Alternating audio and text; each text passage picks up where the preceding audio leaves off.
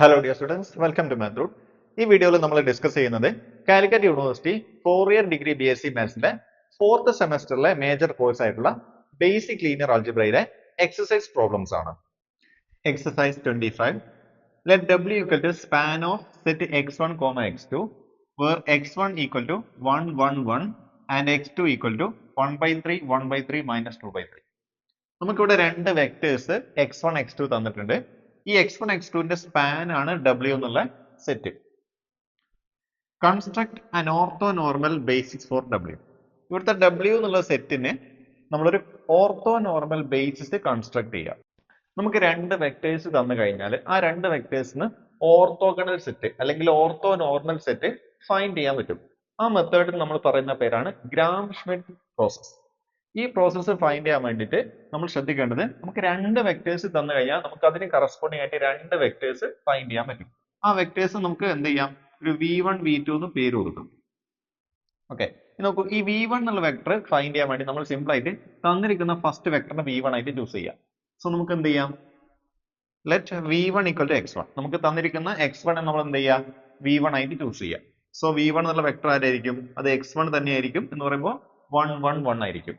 ഇനി V2 എന്നുള്ള vector find ചെയ്യാൻ വേണ്ടി നമ്മൾ ഇവിടെ ഒരു ഇക്വേഷൻ യൂസ് ചെയ്യുന്നുണ്ട്. ഇക്വേഷൻ നിങ്ങൾ ശ്രദ്ധിക്കുക, V2 equal to x2 minus x2 dot V1 by V1 dot V1 into V1. Okay, നിങ്ങൾ മനസ്സിലാക്കേണ്ടത് x2 എന്നുള്ളത് ഇവിടെ തന്നിരിക്കുന്ന ഈ വെക്ടർ ആണ്. x2 dot V1 by V1 dot V1 എന്നുള്ളത് ഇതൊരു നമ്പർ ആയിരിക്കും നമുക്ക് കിട്ടുക. ഓക്കെ, ഈ x2 ഡോട്ട് V1 ഒരു നമ്പർ ആണ്, V1 ഡോട്ട് V1 മറ്റൊരു നമ്പർ ആണ്. അപ്പൊ ഈ നമ്പറിനെ ഈ നമ്പർ കൊണ്ട് ഡിവൈഡ് ചെയ്യുമ്പോൾ നമുക്ക് ഇവിടെ ഒരു നമ്പർ കിട്ടും. ഓക്കെ, ഈ നമ്പർ ഇൻറ്റു പിന്നെ V1 എന്ന് പറയുമ്പോൾ ആരാണ്, ഈ x1. ഓക്കെ, അപ്പൊ നമുക്ക് ഇത് സോൾവ് ചെയ്യുമ്പോൾ നമുക്ക് മറ്റൊരു വെക്ടർ കിട്ടും, അതായിരിക്കും നമ്മുടെ V2 എന്നുള്ള വെക്ടർ. സോ നമുക്ക് ഇതിൽ ആദ്യം x2 ഡോട്ട് V1 ഫൈൻഡ് ചെയ്യാം. സോ x2 ഡോട്ട് V1 എന്ന് പറയുമ്പോൾ x2 ഡോട്ട് ഇവിടെ V1 എന്നുള്ളത് ആരാണ്, അത് x1 തന്നെയാണ്. So x1. നോക്കൂ, ഈ x2 ഡോട്ട് x1 എന്ന് പറഞ്ഞാൽ സിമ്പിൾ ആയിട്ട് മീനിങ് x2 ന്റെയും x1 ന്റെയും ഡോട്ട് പ്രൊഡക്റ്റ്.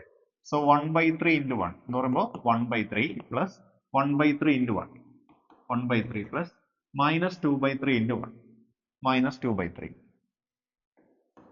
ഓക്കെ, അപ്പൊ നമ്മൾ എന്ത് ചെയ്യാം, ഇത് മൂന്നും കൂടെ ആഡ് ചെയ്യാം. നോക്കൂ, ഇവിടെ ഡിനോമിനേറ്റർ എല്ലാം 3 ആണ്.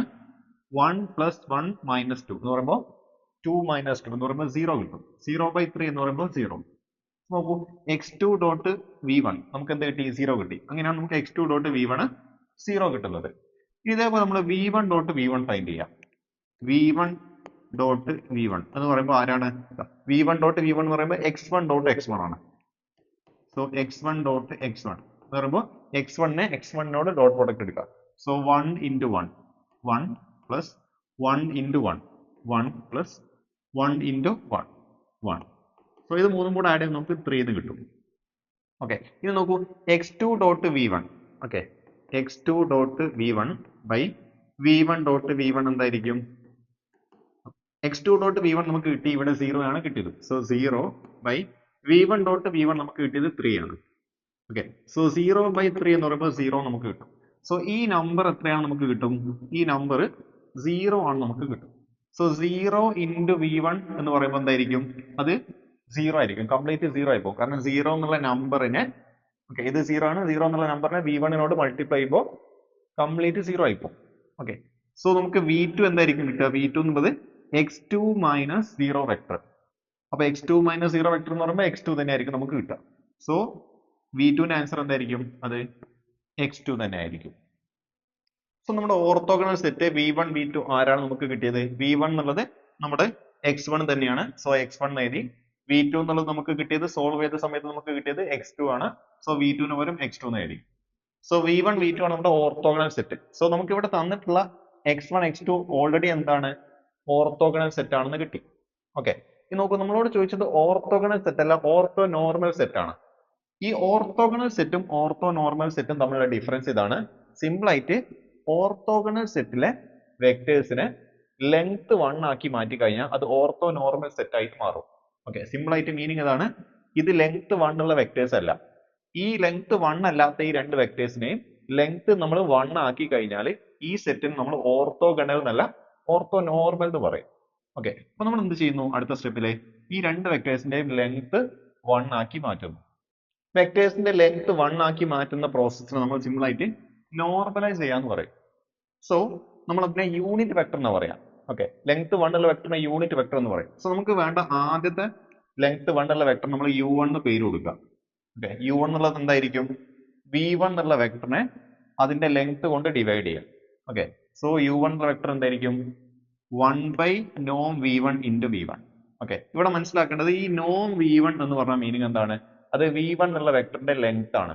സോ v1 എന്നുള്ള വെക്ടറിനെ അതിന്റെ ലെങ്ത് കൊണ്ട് നമ്മൾ എന്ത് ചെയ്യാം? ഡിവൈഡ് ചെയ്യാം. അപ്പൊ എന്തായിട്ട് മാറും? ആ വെക്ടർ ലെങ്ത് 1 ഉള്ള വെക്ടർ ആയിട്ട് മാറും. ഓക്കെ, സോ നോക്കൂ, ഈ norm v1 എങ്ങനെ നമുക്ക് ഫൈൻഡ് ചെയ്യാം? സിമ്പിൾ ആയിട്ട് അതിനുള്ള മെത്തേഡ് ഇതാണ്.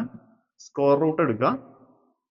ഓക്കെ, ഈ v1 ന്റെ ഓരോ കോർഡിനേറ്റ്സിന്റെയും സ്ക്വയർ നമ്മൾ ആഡ് ചെയ്യാം. ഓക്കെ, അപ്പൊ നോക്കുക, v1 എന്നുള്ളത് ആരാണ്? x1 ആണ്.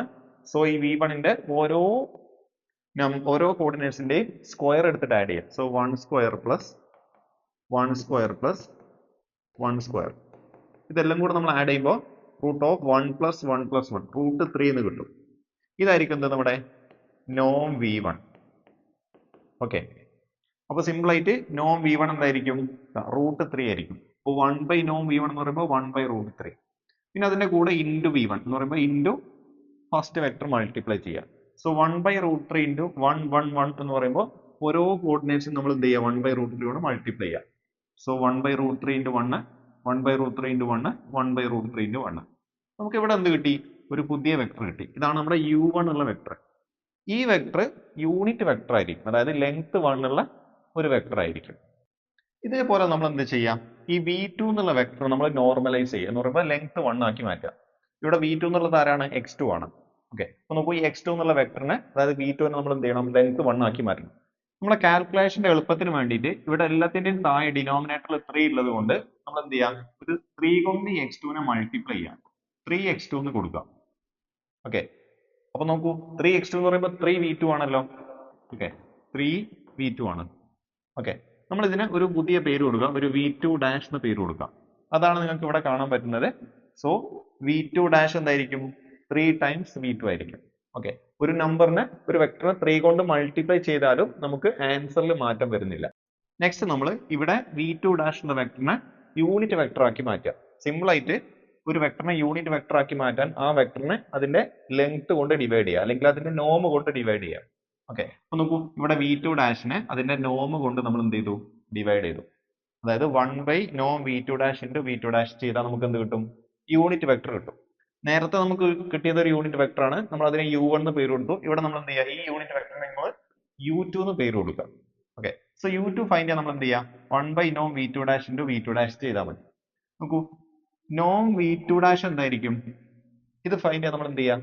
v2 ഡാഷ് ഉള്ള വെക്ടറുടെ ലെങ്ത് ഫൈൻഡ് ചെയ്യാം.